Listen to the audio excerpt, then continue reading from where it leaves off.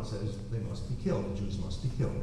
There's another reason also, and that is there's another very strong principle of Islam, that once Islam takes over a territory, it is considered that that territory remains Islamic forever.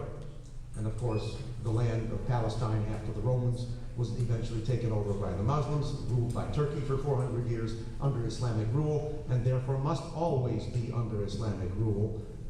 And so those two principles together, making war against the Jews and regaining any land that used to be under Muslim control, that's the reason for the conflict over Israel, and no peace is possible.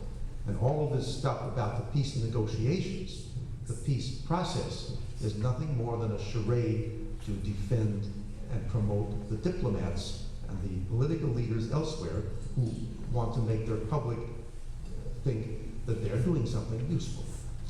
There's no way that peace can be made, and it's not a coincidence that no Muslim country has agreed to recognize Israel's right to exist. Some of them recognize that Israel exists because they have to have commerce or trade or whatever with them, but they don't recognize Israel's right to exist. They cannot do that because the Koran and Muhammad prohibit it. That is the reason for the conflict over Israel, and we must realize what is going on over there. After 65 years, we are no closer to peace than we were 65 years ago, and in fact, it's closer to war, a major war. So again, that's why it's so important to know the doctrines, because the doctrines motivate behavior of so many people, and it certainly motivates the behavior of Islamic governments and the religious establishment of Islam.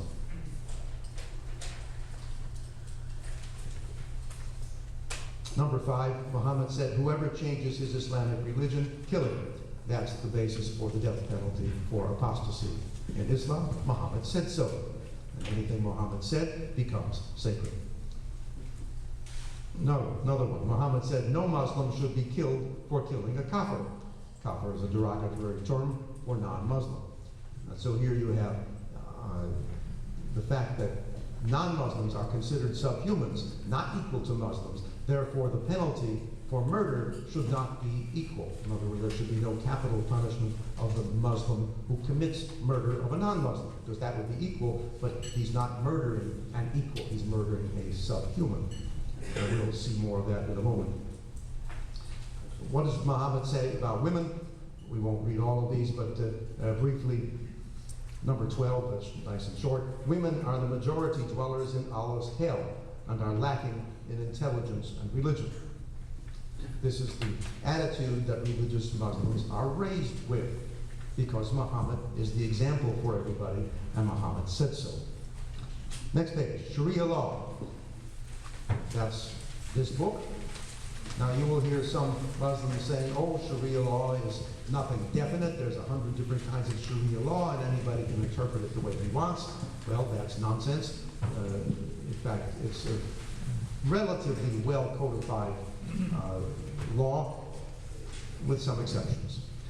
The leading Islamic religious authority in the world, Qaradhawi, has a whole article and many things about this item. He says that there are clear verses in the Quran and unclear verses in the Quran, we mentioned that, and that the clear verses are the basis of Sharia law, and the clear statements by Muhammad are the basis of Sharia law. There is no dispute about that portion of Sharia law. It's where the verses are perhaps not clear, or where it's not clear how to apply Sharia law to the present day. That's where the Muslim scholars come in, and you may have interpretations that differ from one another. But the basics of war against non-Muslims, the basics of the subjugation of women, that is clear, and there is no significant difference. Now, we'll see a couple of things from this book here. The measure of good and bad is the sacred law, not reason. Again, we talked about justice. What is justice?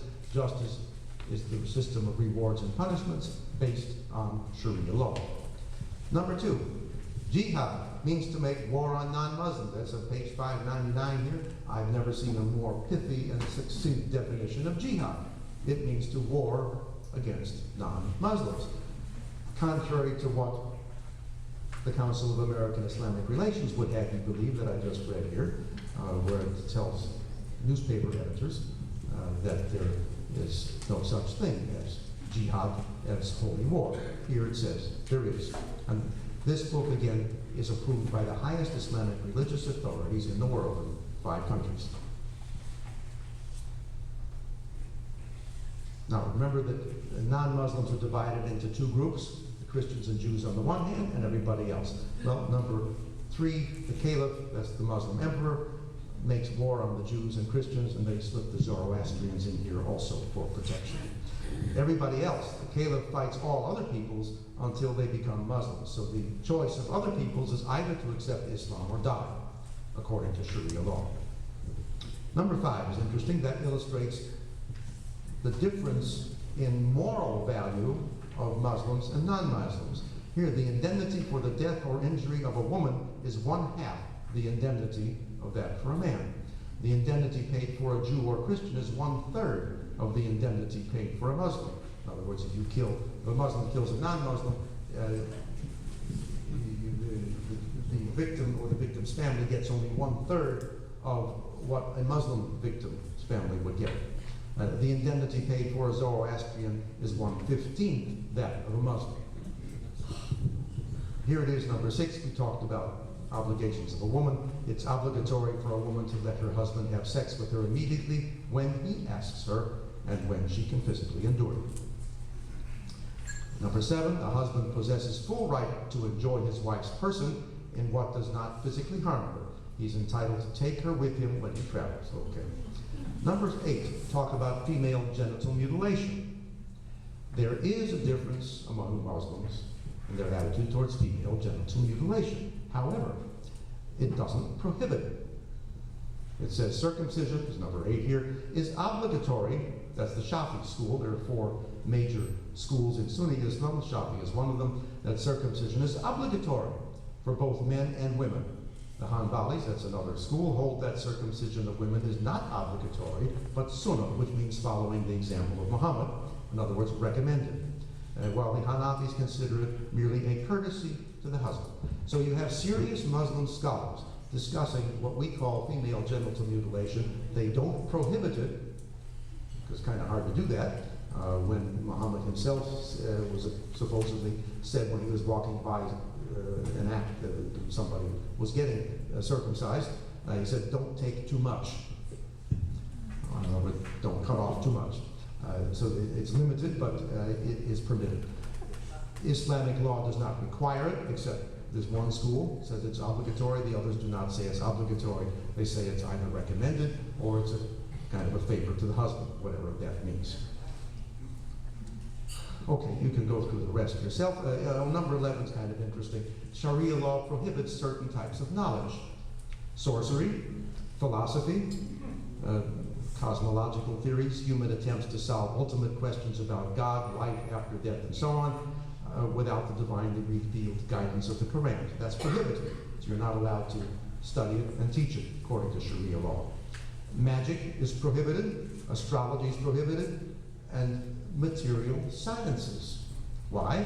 Because material sciences are based on the notion of cause and effect, on the laws of physics. Well, if there are laws of physics, that interferes with Allah's arbitrary prerogative to do what he wants. And that's why the law of causality is considered to be a restriction on Allah's freedom. It's therefore prohibited. That's probably one major reason why the Islamic world for the last 1,000 years has produced no advances in science. And number F, anything that is a means to create doubts. In Saudi Arabia, and I believe in a couple of other countries, people have actually had their heads cut off because they were considered to be sorcerers. It's prohibited. And last one, classical poetry, which contains romance and other uselessness. A couple of other statements from Islamic religious authorities. Ibn Khaldun is one of the most important and respected Islamic religious authorities, historians, sociologists, philosophers in history. He lived about 600 years ago. If anybody knows Islam, he does, or did. He says in the Muslim community, holy war, oh, there's that holy war again. I think CARE would disagree with him.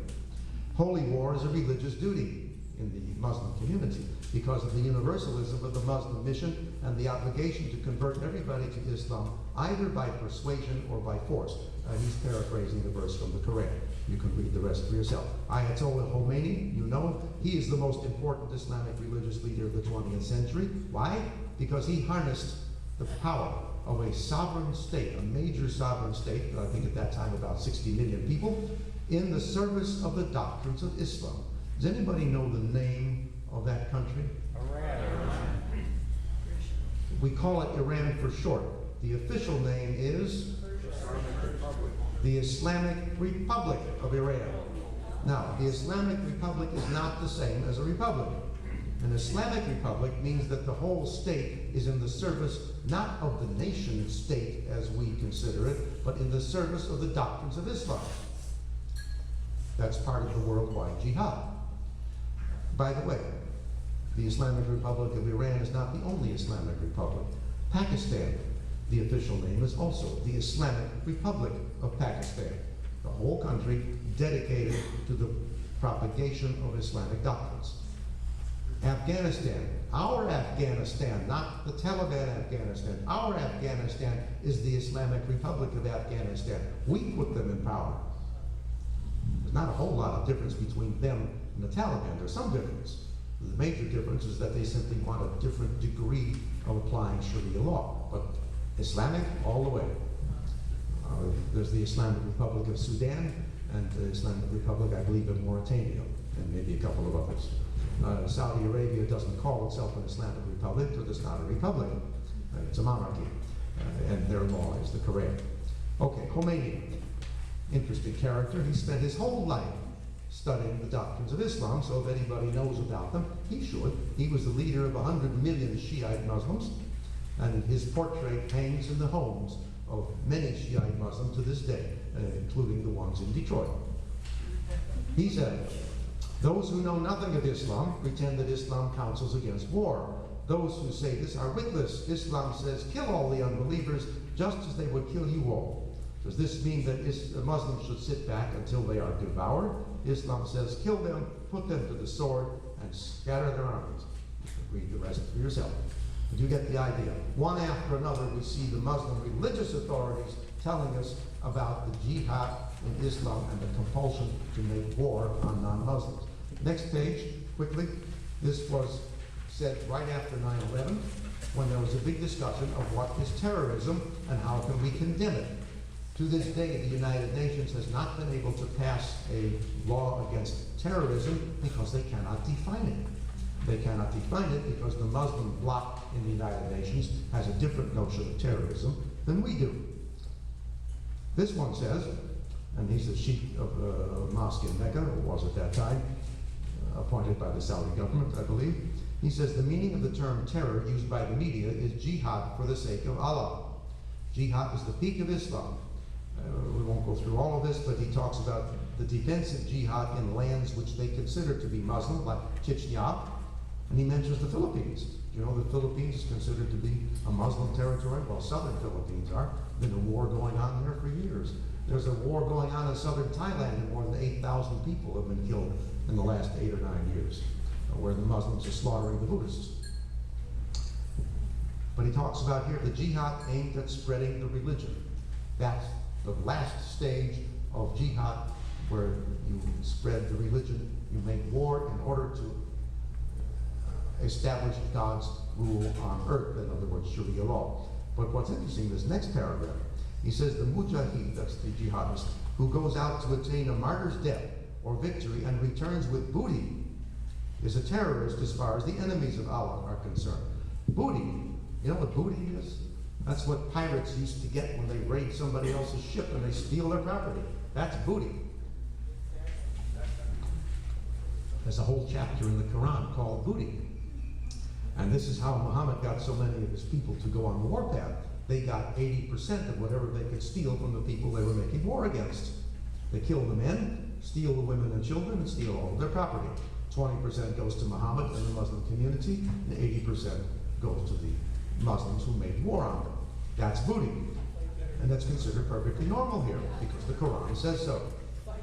So jihad is the peak of Islam. Jihad for believers is an integral part of our religion. Compare that to what the Council on American Islamic Relations says about jihad. It says it's only about brushing your teeth, doing exercises, making yourself a better person. Nonsense.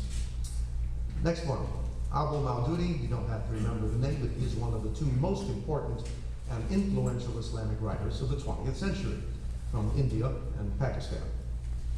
He speaks of Islam as an ideology.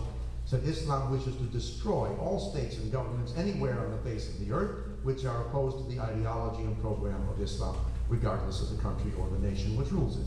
And he talks about ideology and establishment of an ideological Islamic state. I didn't make up the word ideology. When I say Islam's an ideology, it comes from these Islamic scholars who talk about Islam as an ideology because that is the way of ordering all of society. Briefly, next page. Yusuf Qaradawi again. Now this quotation, it sounds very much like Qaradawi, but frankly I have not been able to track down the source of the quotation. I tried. It was originally published in Jihad Watch, but Robert Spencer got it from a Canadian news article, and I don't know where he got it, because it was, this speech by Qaradawi was recorded by MEMRI. If you're not familiar with MEMRI, M-E-M-R-I, Middle East Media Reporting Institute, excellent source. They translate all kinds of television and video broadcasts from the Muslim world, from Arabic and Persian into English. I didn't find this quotation in that particular reference, but he said, no peace can be made between us Muslims and non-Muslims. This is what our holy book says. This is what Allah says. Well, you already do that, because we read that in their holy book. Next one. Professor from Al-Azhar University.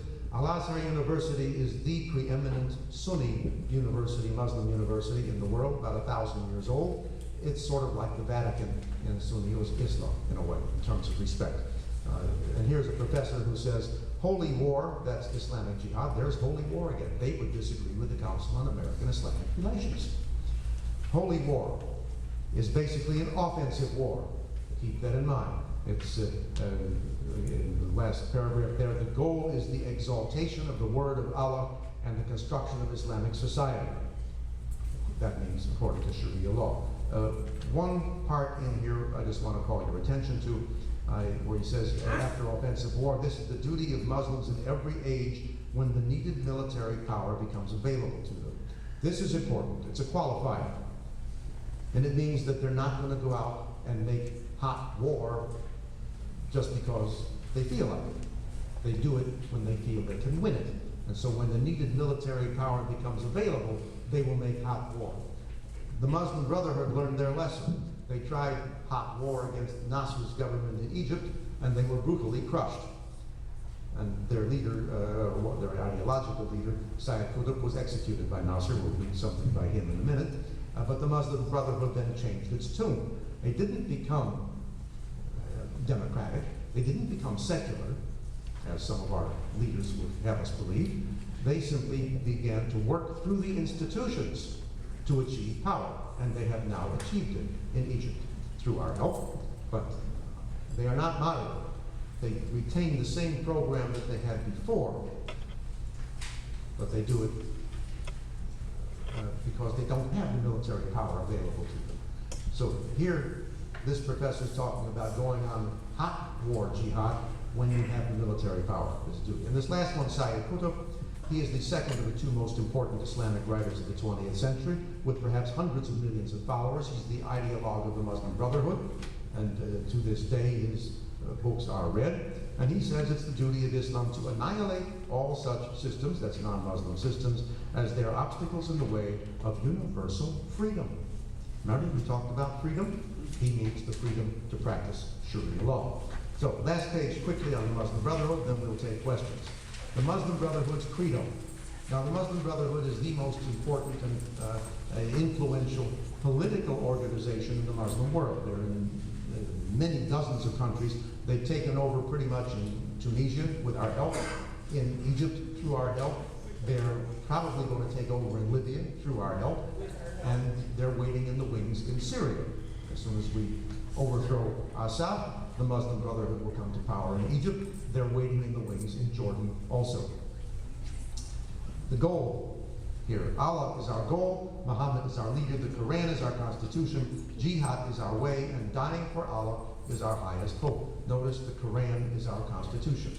That is the law, Sharia law. And their program for America, that's for you and for me. They have something in mind. They say the Ikhwan, that's the Muslim Brotherhood, must understand that their work in America is a kind of grand jihad. There's that word again.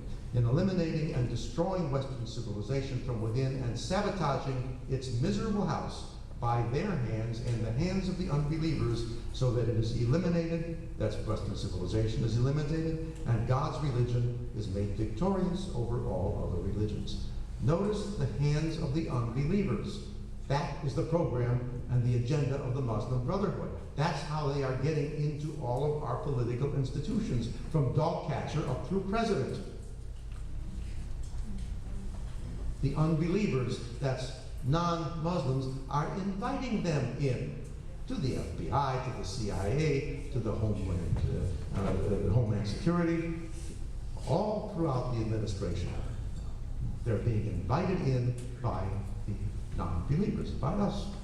Okay, I think you now have an idea of what the doctrines of Islam say and why they are important, because so many Muslims, although by no means all of them, many of them don't. You know, though many Muslims came to the United States not for religious freedom, but to get away from Islam.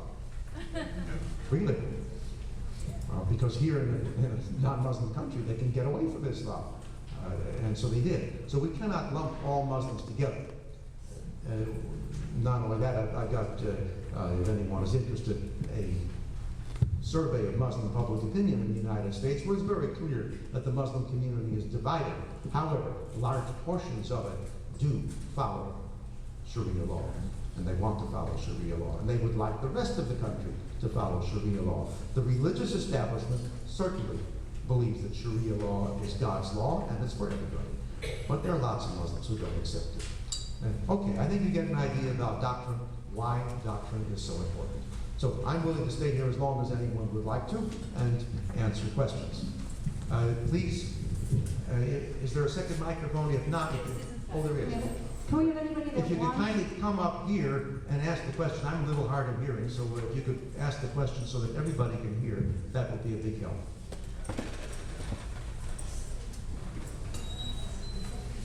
Okay, my question is, now that we know what they're up to, how do we stop them? Good question. What do we do? I'm not really in the solution business, but I do have some ideas. The first and foremost, we have to get our political leaders to understand what the problem is, because only they can actually do something about it. It has to be done through the laws. Like if you want to stop Muslim immigration, for example, that has to be done through law. If you want to keep the mosques under surveillance because in fact they are preaching hatred and war, that has to be done through law too. So we have to have political leaders who understand the necessity of doing something about it. If they don't understand it, there's nothing we can do. But we can help educate our fellow citizens so that we can put pressure on our congressmen and our senators and educate them, because they really don't, with very few exceptions, they really don't get it. So I don't know that that's terribly uplifting. At the moment, we're not winning, frankly, and it's not clear how this is all going to turn out. But we have to begin spreading the word, like missionaries, as widely and broadly as possible, and get that word to candidates. Do you ever have political candidates appearing before your group? If you do, be sure to ask them, what is your stand on the Muslim Brotherhood? They probably won't know what you're talking about. But at least they'll now get the notion, aha, my constituents are interested in this. I better be interested in it. And if enough people ask them that question, they'll be forced to be interested in it. So that's something you can do right away. You can also get active with the school boards, because the textbooks that your children and grandchildren are using have sections on Islam, and those sections on Islam are essentially written by the Muslim propagandists. You need to bring that to the attention of the teachers and the principal and the school board. So those are things that can be done. It's a slow process. We're in this for a long, long time. Yes, sir. First of all, thank you. Thank you. This is sort of a follow-up to the first gentleman's question. Do you really feel that the problem is ignorance per se? Of course, all the academic and scholarly work that we presented today is, I learned a lot today, even though, but I despised Islam before I came into the restaurant, and I despise it the same amount now.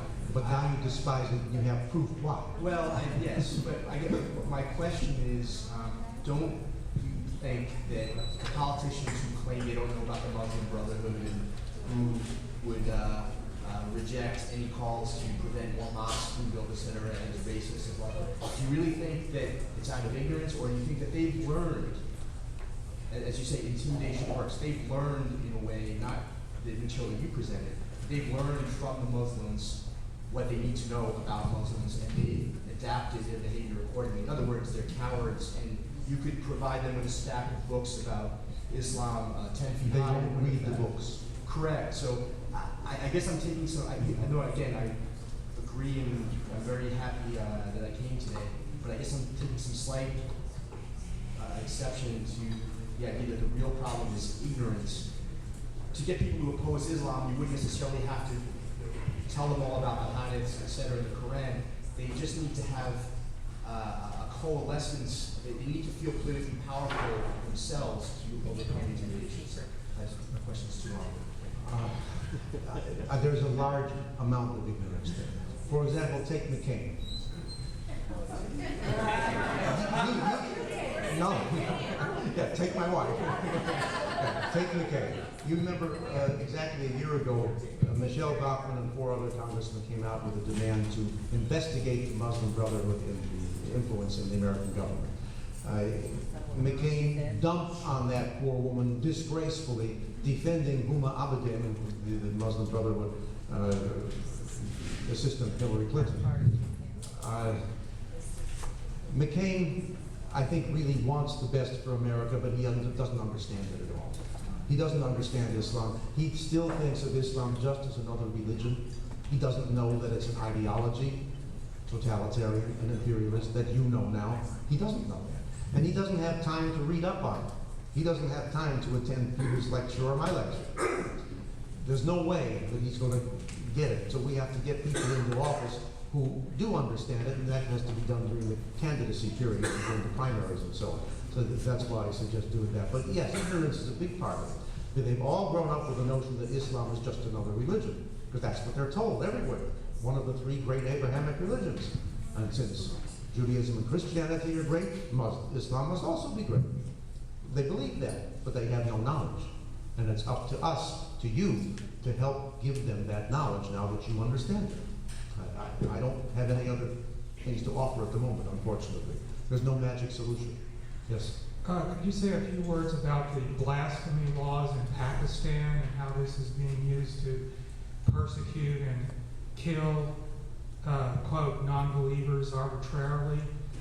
If in fact the Quran says that a Christian is a blasphemer, doesn't that mean that anyone can be arrested and killed who's not a Muslim in Pakistan? Pakistan does have the blasphemy laws, as you said, and the penalty could be death for blasphemy. That's the Islamic penalty. And it gives certainly people on the ground, individuals, a tremendous amount of power over Christians, Muslims, power over Christians, because you can accuse some Christian of defacing the Quran, and since the Muslims are in the vast majority, you can get a mob together immediately. And the policemen are on the side of the mob because they're all Muslims. So yeah, it's easy to make that accusation, and you don't really need proof. And yes, so the blasphemy laws are being misused for personal reasons as well. Take over a Christian's business, for example.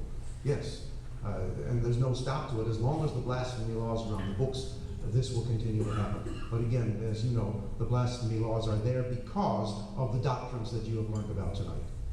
Yes, sir. Where can we find a digital copy of your little piece of paper right here? Do you have a website? I don't have a website, but if you send me an email, I will send you this by email attachment. There might be extras on the back table. There are extras there, but you may want it as an attachment so you can send it to others very easily. I can have that tomorrow. Yeah, and you have my email address at the very top of the first page. I set it out for 9/12. Yes, sir. Excellent job. Thank you. I'd like to know why, or how we can make, or how you can sort of separate the difference between Shia and Sunni, since each thinks the other is an infidel of one kind or the other. But there was a historic break, fairly, somewhat, we're back a long ways, but now they're at odds with one another. It'd be useful to know why. Well, yes, the two major sects in Islam are Sunni and Shia. The Shias make up about 15%, and the Sunnis make up about 85%. The other sects are so minor that they're hardly significant numerically. So you're talking about Sunnis and Shias. It goes back nearly 1,400 years. Shortly after the death of Muhammad, there was the question of who should be the fourth caliph, and one group of Muslims wanted a direct descendant of Muhammad, the name of Ali, to be the caliph, and the other Muslims didn't want it. And so it began over this, and Ali was eventually made caliph, but he was then murdered. And so the supporters of Ali became the Shiites, and the rest are the Sunnis, who claim to be following in the path of Muhammad. As far as we are concerned, this is a family squabble. They may consider themselves heretics, and of course in Islam it's okay to kill heretics. As far as we're concerned, there's not a whole lot of difference, because they are both basing their ideology on the Quran, and they are both pursuing the world jihad against non-Muslims. So from our point of view, there's not a whole lot of difference. You can go to Wikipedia, look up Shias and Sunnis, and get a whole long article on them if you want to find out some of the theological differences about the coming of the 12th Imam or something. It doesn't make any difference to us. We're concerned about what is their attitude towards non-Muslims, and essentially the attitude is the same.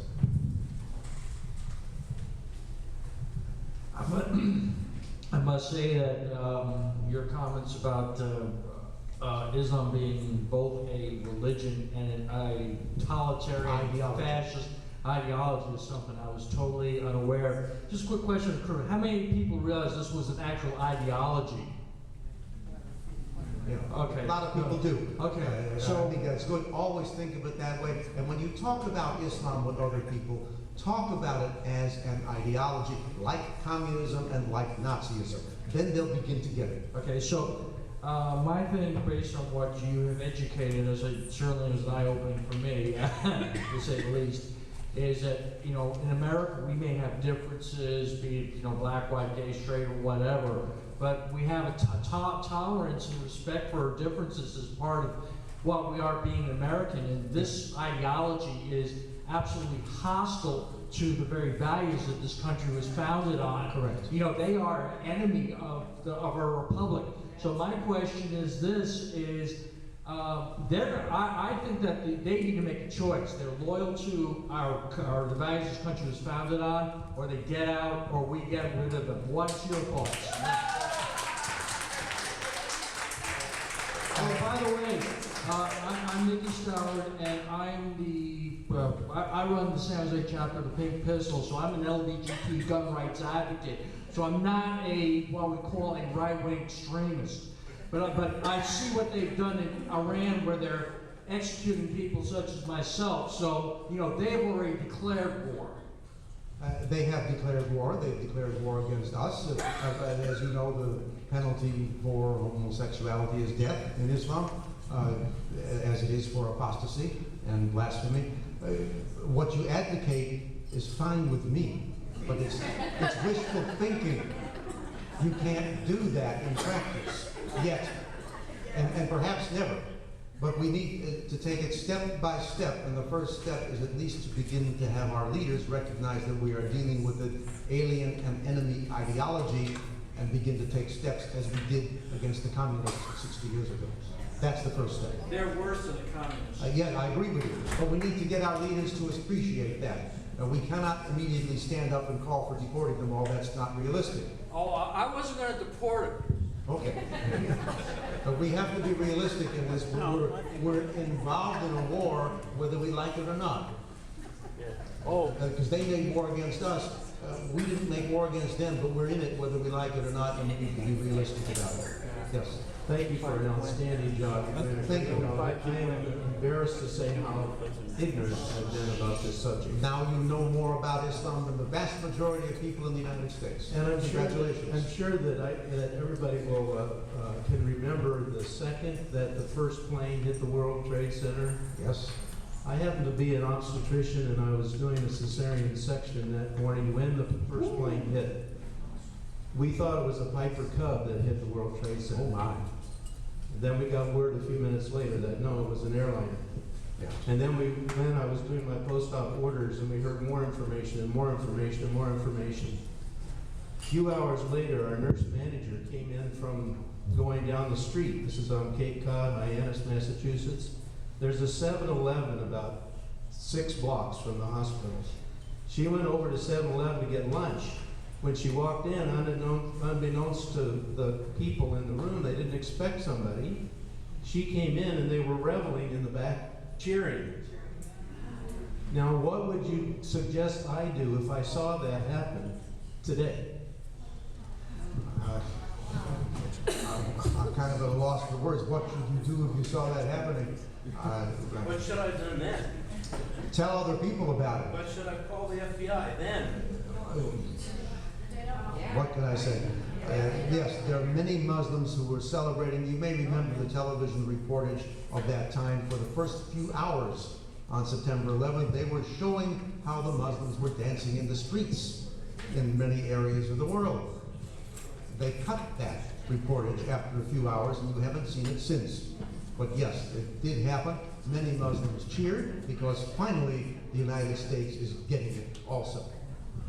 Because that's part of the war against the non-Muslim world, part of the jihad. And the justification, by the way, that bin Laden gave was that we had troops in Saudi Arabia, we had troops in the first Iraq war in 1991, and of course we support Israel. And for those 3 reasons, bin Laden decided it's fine to get even with the United States because they've been invading Muslim lands. And therefore, because Islam is a nation, like we talked about before, they have a right to take action against anybody in our nation. That's part of retaliation. I was wondering if you could comment. I was under the impression that it's okay for Muslims to lie to all of us infidels. Oh, Muslim lying. Yeah, yes. Further to that point. It is absolutely okay, and in fact, this book on Sharia law has a whole chapter on how to lie. It really is. It's there. And one favorite way of lying is to tell half a truth in order to create the impression that's a whole lie. You know, there's a Yiddish expression which says that a half truth is a whole lie, and this is an art form in Islam to say just the right words, which are technically true, but they create a false impression. That is a form of lying, and there's a chapter on that in here, how to do that. And of course, the Koran says that lying is impermissible unless you are protecting the Islamic community. They have different words for that, but essentially that's what it's all about. So lying is all right. Muhammad himself said that war is deceit, and we know that Islam is in a state of perpetual war against non-Muslims. So yes, lying is part of the deal, because you're prosecuting a war, and it's okay to lie. Well, hey, we do it too. It's called psyops or whatever it is, where you propaganda, where you certainly tell lies in order to weaken the enemy. Well, Islam is in a state of war with the non-Muslim world. It has been for 1,400 years because the Quran commands it. Remember that preposition until? Right? In the commands of the Quran, you make war against non-Muslims until Islam becomes the dominant religion in the world. And so yes, war is permanent and lying is part of war. Yes. So to your point, where you mentioned like about a third of Muslims are supposedly non-ideology. Anyway, you said that about a third of the Muslims surveyed said they weren't really Well, as far as I remember, at least a third of American Muslims don't go to mosque. Many go to mosque but are not really aware of the ideology that we've been talking about. They may be only ritualistic Muslims. They fast during Ramadan, they don't eat pork, they don't drink alcohol, they say their prayers or whatever, without really knowing the ideological aspect. I remember I was taking part in an online discussion with so-called reformist Muslims, they call themselves that, and one of them, in an answer to something I wrote, said that, when he converted to Islam, I think he's an African American, many of them convert to Islam. When he converted to Islam, he said, they didn't tell us about the ideology. They didn't tell us about all this. To become a Muslim, all you have to do is say that I believe in that Allah is the only God and Muhammad as his prophet. You say that a couple of times before a witness, and lo and behold, you're a Muslim. You don't have to know any of the things that you learned tonight. That you learn later. The Islamic religious establishment, however, knows all of this stuff beforehand. And so eventually people become initiated into that. So many Muslims are at a stage where they've just never studied the ideology of it. They just say their prayers. So they're ritualistic. They consider themselves religious, but they don't know about this aspect of Islam. And many of them don't. And as I say, many of them are sort of secular Muslims, Muslims in name only. There's a lot of them. And I've met a couple where they don't really believe in this stuff, but they won't really say so loudly, and they won't stand up and say, I reject it. They can't do that because they would lose their identity as a Muslim immediately. We have a couple of Muslim, moderate Muslims, so-called, who claim to be devout Muslims, and yet they reject the notion of jihad, they reject the notion of total loyalty to the Muslim community, the Ummah. In other words, they reject these fundamental Islamic doctrines, and yet they claim to be devout Muslims. They are not considered devout Muslims by the Muslim religious establishment, but they think of themselves as devout Muslims. Go figure.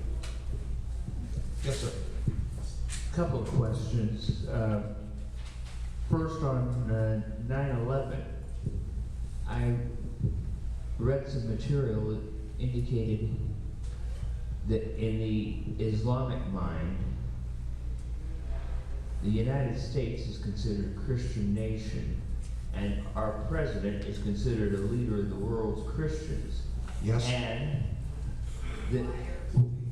that 9/11, first and foremost, was actually and primarily intended as an attack, as a direct attack on the Church of Jesus Christ, and that was the reason it happened. It had nothing to do with, in quotes, terrorism.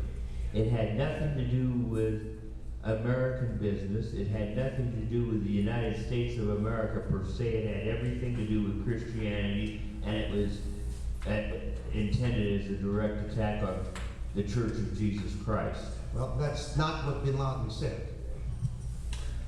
What can I say? Some people may have felt that, but the excuse that was given was that we were killing Muslims, and therefore Muslims have a right to kill us.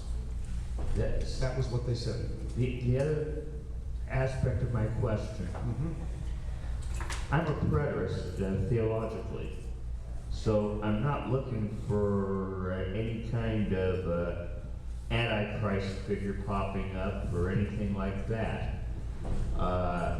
But with respect to Israel and the Middle East situation, given the Islamic mindset, what are the numbers? What do you think the chances are that the Islamic militants will try to and maybe even succeed in destroying the nation state of Israel? My crystal ball is no clearer than yours as to the future, but I'm very worried. If Iran gets the nuclear bomb, it's a different ballgame. I think there's good reason to be very concerned. It's possible. The more time passes, the more weapons and the more deadly weapons the Muslims will have at their disposal. And they will then use those weapons to promote the world jihad in general and the jihad against the Jews in Israel in particular. Yes. The Allah that Muhammad keeps on talking, Allah here, Allah there, Allah Akbar. Do we know if they're referring to the same Allah who creates the world? The same Allah? The God who creates. Is Allah the same as God? Good question. Let me say this. First of all, the word Allah is the Arabic word for God. Arab Christians use Allah to mean God, so it's God. But that doesn't finish the question. You will find some translations of the Quran into English where instead of God, they will say Allah. Usually when we say Allah, we talk about the Muslim God, not about God in general, although they would like you to think that it's the same God. In Indonesia, Christians are forbidden to use the word Allah, and in Malaysia, I guess also, in order to say, to mean God, because that will confuse the Muslims.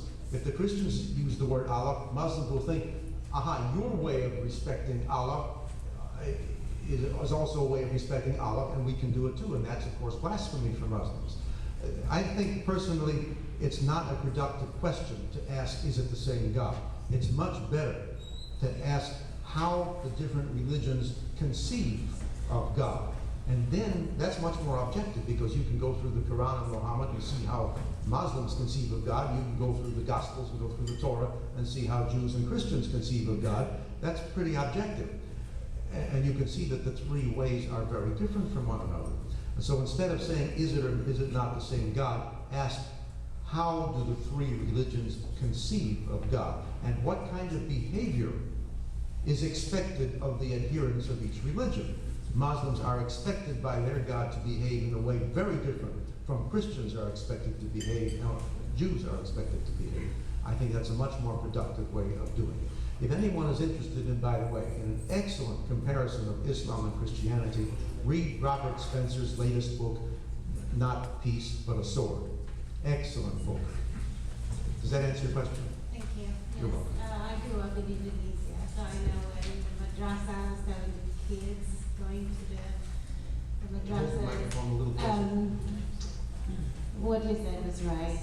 So the mosque is not only to teach about the I religion. can't understand you, so speak clearly. So the mosque is not only to teach about religion, but it's also a way to teach what they believe they, this is to legalize what they think is right to do. Another thing I would like to mention here is just like why in a persecuted countries, Christ himself would show up to people, to folks, is to convert them. If it is not the biggest cult on earth, then why doesn't it take Christ to show up himself? I don't know how to respond to that, but if you believe in Christianity, one of the prime precepts of Christianity is to spread the gospel, preach the gospel to all other creatures, all over the world. I'm reading a book now by a Dr. Peter Hammond, who is a Christian missionary, done great work in Sudan and Africa, and his point is that the Muslim world is the least evangelized part of the world, and therefore there is so much violence there. And so this is where Christians really should be directing their efforts of evangelization and missionary activity, is to the Muslims. That's three questions, okay? As many as you like. Okay, I just wanted to thank you for helping this group of people understand that Islam is more than a religion. About a year ago, we had a great big fight here in Santa Clara County regarding a mosque that was going to be put down in Morgan Hill. Yes. And I would say out of maybe 150 or 200 people at the Santa Clara supervisors meeting, there were maybe 20 who were against it, and the rest of them were for it. And of those even who were for it, there were Jews and Christians who were standing up. And I just somehow think that we just never got across the idea that it's more than a religion. So thank you for what you've done, and It's I very would love to important to have seen this whole group here help and support. Thank you. I hope that way is exactly. Thank you. By the way, anytime there's another proposal to build a mosque, it's going to be discussed in the city council chambers. It's open to the public. Go there and bring these quotations that you now have and let them know that the Muslim religious authorities say that the mosque is a propagation center for jihad. they said that. And if you tell them that they said that, they won't be able to accuse you of simply making nasty statements about Islam. The Islamic religious authorities say that. Try to educate the city council people about this. Use this mosque proposal as an opportunity to educate them by using some of the material you have here, and you can get lots more on the internet. Where the Muslim religious authorities will tell you that these are propagation centers that are going to be built here. And they need to understand that it's not just a house of prayer. Yes, ma'am. Okay, speaking to that, I'd like to preface what I was going to talk about. Do the mosques allow us infidels into their mosques like Christian churches would let anyone in? Can I go to a mosque? You certainly may. I suggest you do that. Okay. They may even hold open houses precisely in order to get the naive non-Muslim public in there to see how wonderful it is, and they'll give you nice things to eat, Mediterranean dishes of various kinds, and baklava, and all kinds of sweets. I remember a few years ago, after the Danish cartoon crisis, the mosques all over the country were having Learn About Muhammad Day open to non-Muslims, and I went there to the mosque in Tempe in Arizona, and after hearing all of this nonsense about how wonderful Muhammad was, during the question period I raised my hand and I said, you know, I have heard that at the age of 49, Muhammad married a 6-year-old girl, and that at the age of 52, he had actually sex with her and consummated the marriage. And I said, is that really true? You know, in that tone of voice. Pretending to be really naive about this. And of course, the imam kind of hemmed and hawed. He never expected an infidel to know these things. And so he was hemming and hawing. He said, well, many Muslim sources think that she was older than that. And he had his woman sidekick with him, and she was kind of at a loss for what to say too. And so she said, well, you know, in the West, men often go for younger women too. That was their answer. But the whole audience was listening to this. So we can go to the mosque, especially during the open house, ask questions like this to let the audience know that there's something else about Islam that they're not being told. Use that as an opportunity. Okay, just a couple of weeks ago, I was in Costco in Redwood City, and there was a woman there riding one of the carts that elderly people, you know, drive around in full burqa, but only her eyes showing. Okay, in order to be a Costco member, you have a membership card with ID on it. Oh, yes. So how did they let her in was one of my questions. And also, how did she get there? You know, because supposedly women aren't allowed to drive. That's a good question. I can't answer it, but I suggest you go to that Costco and ask them that question. Okay. What picture is on her Costco card? I've got a Costco card too with my picture on it. Okay, well, they had a controversy about this in Florida a few years ago. I remember that, What yes. the result was that the woman didn't want her picture on her driver's license. Mhm. And she had a, what do they call that? The burqa, the niqab, the veil. Covering the face. Yeah. Okay, so you know what happened with that, and then the last question is, I've heard that around the country, several judges have decided cases using Sharia law. And I believe there have been 53 cases where that was referred Is to. anybody protesting that? A lot of people are protesting that. And the one in New Jersey that you are probably familiar with, where the case of domestic violence was brought before the judge, a Muslim woman was complaining that her husband was beating her. And he acquitted him or threw it out because he said, well, in your law, it's permitted.